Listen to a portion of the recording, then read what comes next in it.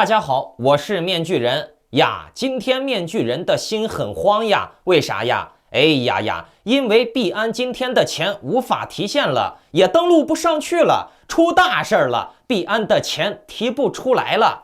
面具人我试了一整天了，截止我做节目的时候，你们看这些图，里面的币全部禁止提现。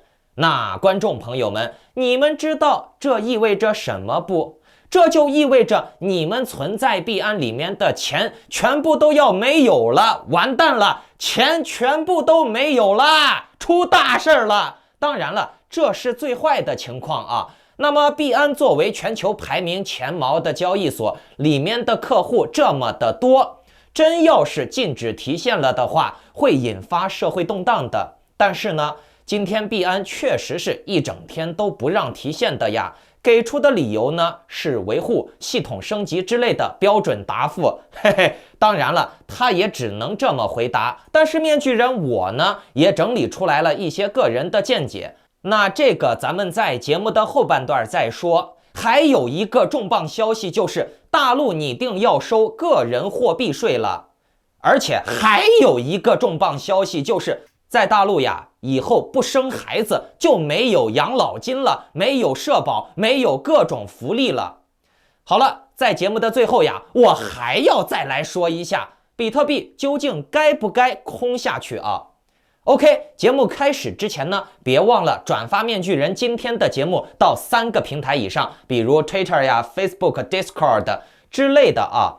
转发了以后，截图发送到我的邮箱，就有机会获得价值$500的鱼类 X 蛋蛋。而且呀，别忘了点赞、订阅、打开小铃铛，看面具人的节目可是能够赚钱的哟。好，咱们先来说一下，老观众朋友们都可以给面具人我做一下证啊，那就是我之前的节目是不是早早的不止一次的给你们预判过，在中国以后不生孩子，甚至是不按照党的标准去生孩子，就会买不成房子，没有养老金，没有福利，甚至呀活不下去。你们看图，厦门大学教授赵燕青提议将生孩子和保障房、养老金、社保挂钩，奖励生孩子的人，惩罚不生孩子的人。哎呀，面具人我觉得好恐怖呀，这个生不生应该是人权呀，人家想生了人家就生，人家不想生了你也不能逼人家生嘛，对不对？这是人家的个人自由、个人选择权。可是在中国，这不生孩子还要惩罚呀。大家记住了啊，大陆可是共产党一手遮天啊。现在他出新闻说，不生孩子以后呢就要惩罚，他也可以在有必要的时候再加一条，没有生2胎也要取消各种待遇。反正中国的老百姓没有决策权，对不对？党管一切嘛。而且呢，还有一个问题就是，现在很多大陆的家庭面临的一个非常艰难的环境，就是生了孩子养不起。你看，上学要交各种择校费，还不让孩子学英语，不让孩子补习，那这样的话，生出来的孩子只能得到低质量的教育，而且呢，经过了低质量的教育，他也只能上社会当低端劳动力，对不对？他英语也不会，出不了国，然后呢，不能补习，他就无法更高效率的去学习，对吧？那人家那些当官的子女们无所谓呀，人家该学的还是学，人家有绿灯，人家可以出国，但是你的孩子就不行，对不对？只能当做一个劳动力来培养，只能生出来孩子做韭菜给共产党割。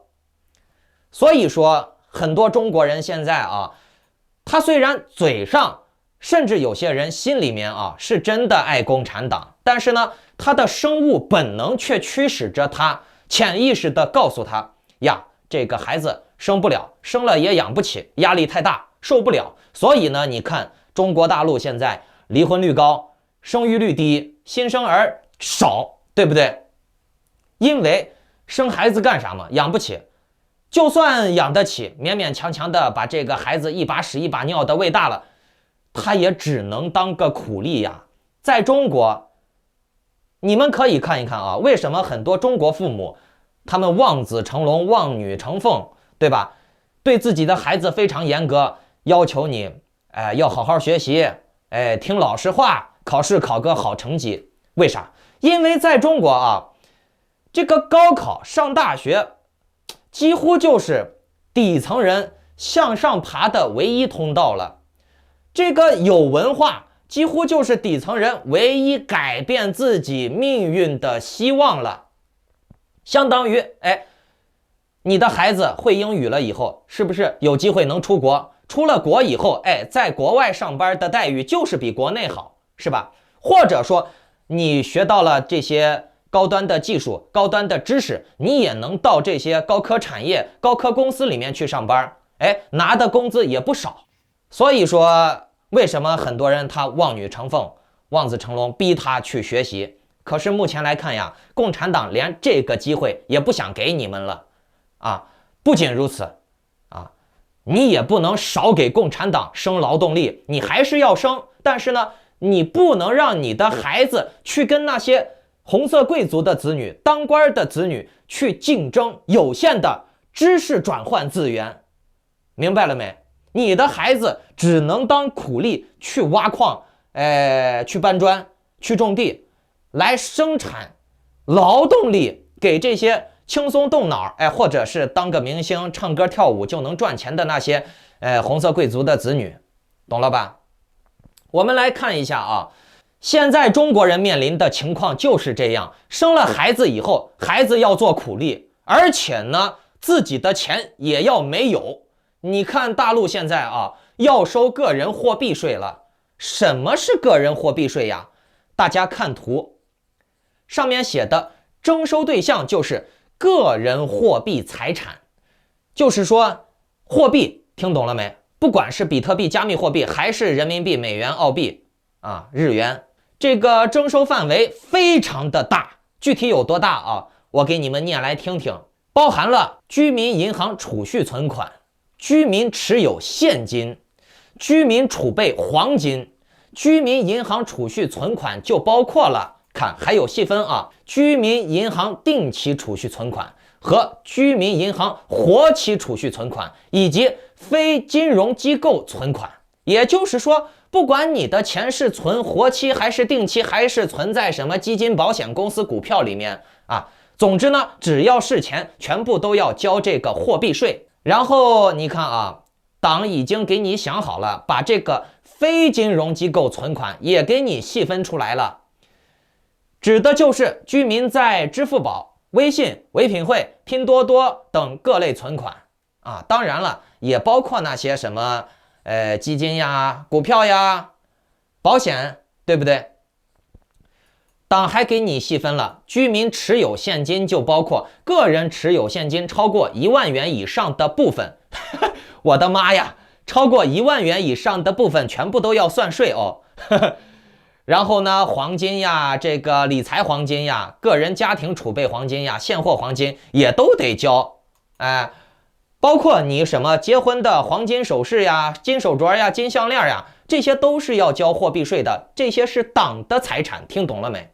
这个个人货币财产征收税呢，是以个人为征收单位，以个人货币财产100万元为起征点，对个人货币财产超过100万元以上的部分征税。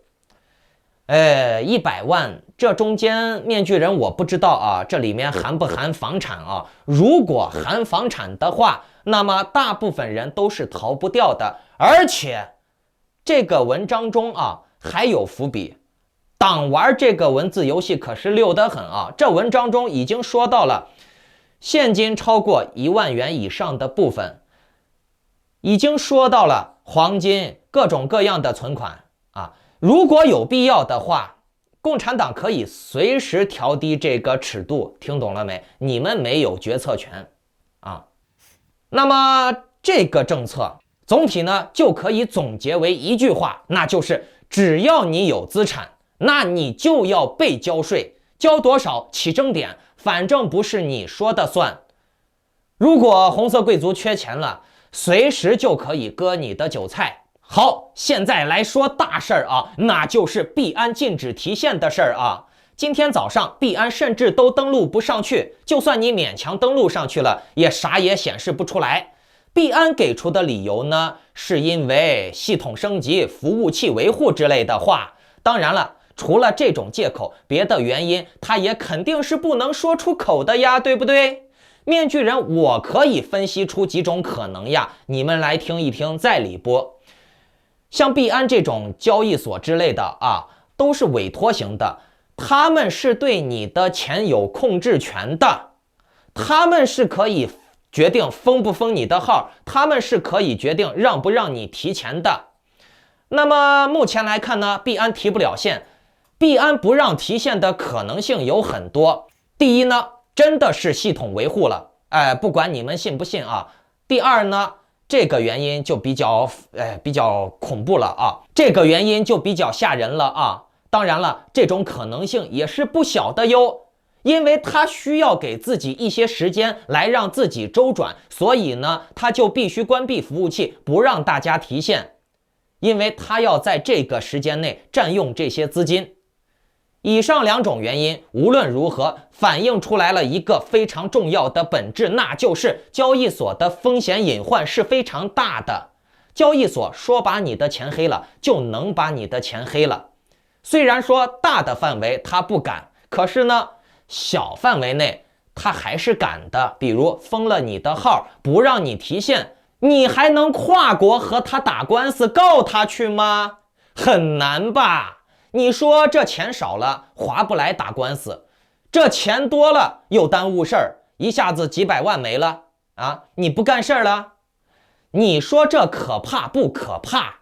所以呀，币安，大家还是谨慎点用吧。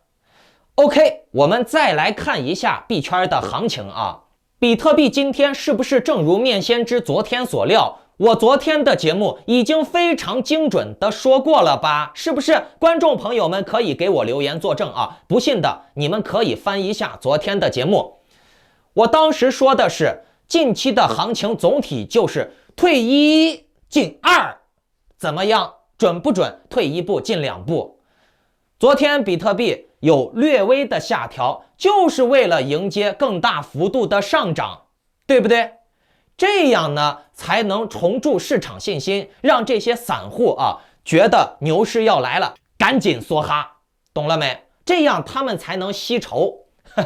你们看图，比特币即将突破近期的新高点了，看到了没有？不仅如此啊，比特币的市值也正在逐渐向上冲呢，正在大回暖呢。所以呢，各位观众还是要多看面具人的节目，打开小铃铛，打开点赞，这样呢，你们才能第一时间及时的收到我的消息。你们及时的收到了我的消息以后，你们才能够有更大的可能赚更多的钱。别看那些什么个 K 线啊，画一些什么处女线之类的，鬼画符没啥意思。K 线它永远只能画过去时，它画不了未来，知道吗？除非它有时间机器。好，咱们再来说一下这个 AXS 吧。AXS 也是如我昨天所料，这种前无古人的币，它上了 Coinbase 之后呢，也没跌。现在呢，目前来看啊，它是在$71这个点位，正在蓄力，准备再度喷射呢。对于 AXS 明天后天的走势啊，我个人是看涨。为啥？因为你们看啊，今天币安都停了啊，不让提现，不让交易，等于说是大量的币安客户就没有办法入场梭哈了，对吧？在这种情况下，尤其是那些需要孵蛋的人，想买 AXS 还进不去，还买不了， AXS 的交易量必然会降。可是呀，你们看 AXS 在这种劣势的环境下，它不但没跌，反而还涨了，交易量降低了， AXS 的币价还涨了。那你们知道这证明什么不？这就证明了咱们亚洲人、东方人玩得多的币安啊，玩不成了，用不了了，买不成了，并不影响老外对 AXS 的交易和信心，也就证明了那些老外呀、白人呀对 AXS 也是很看好的，并且呢，在交易量下降的情况下，它还能涨，就证明大单买入是非常的不少的哟。所以呢，观众朋友们，对市场的判断啊，这个东西只能意会，无法言传。你们要多看我的节目，就能够慢慢的培养出来这种素质了，明白了吧？所以呀，画 K 线真的是没啥意思了。你与其当一个画家，做个艺术家，这做艺术家的人的头脑真的是搞不了金融的。虽然面具人我也是个老艺术家啊，我是老司机了，但是没办法，我牛逼，我又能搞艺术，我又能搞金融，我的脑子是多元化的。你们经常看我的节目，你也可以。面具人虽然我的年龄不小了，但是呢，我并不是 old school 呀。我现在呢，甚至还看动画片，玩小孩的玩具呢。为啥？因为我就是为了要保持我自己的这个年轻的心态，我要保证我时时刻刻都能站在离未来最近的这个领域。那什么人是离未来最近的呢？当然是孩子了，当然是小孩了，对吧？他们本身就是具备未来属性的。那么面具人，我想要跟上未来，我就必须要把我很大一部分程度上去当一个小孩子啊！我不知道你们有几个人能听懂我这种逻辑的啊？我从来不会觉得别人谁幼稚啊，我反而很大程度上我会欣赏那些年龄大但是幼稚的人啊，什么这个你们眼里面的看动画片呀、玩小孩玩具的之类的这些，你们所谓的幼稚，但是你们所谓的幼稚，在别人眼里面可能就是商机，就是钱，懂了吧？你们看看这些截图啊，这些图片都是加入面具人的会员群的会员群友的真实感受。不仅如此呀，我相信我的公开节目也让不少观众颠覆了自己的世界观，慢慢的意识到了自己的短板啊！不要这样什么觉得自己年龄大了自己就牛逼了，实际上呢，你只是个傻逼 old school。 有感触的观众朋友们，能听懂我说话的观众朋友们啊，可以留言给我一个回馈啊。请看好，这是我的 LINE ID Maskman996。你们如果想要跟紧面具人我的思路，想要更多的这些理财投资的资讯、投资的内部项目，不是内部项目啊，潜力项目，你可以添加我的 LINE ID Maskman996，办理入群手续，或者呢，你也可以去报一个画画班也不错。拜拜。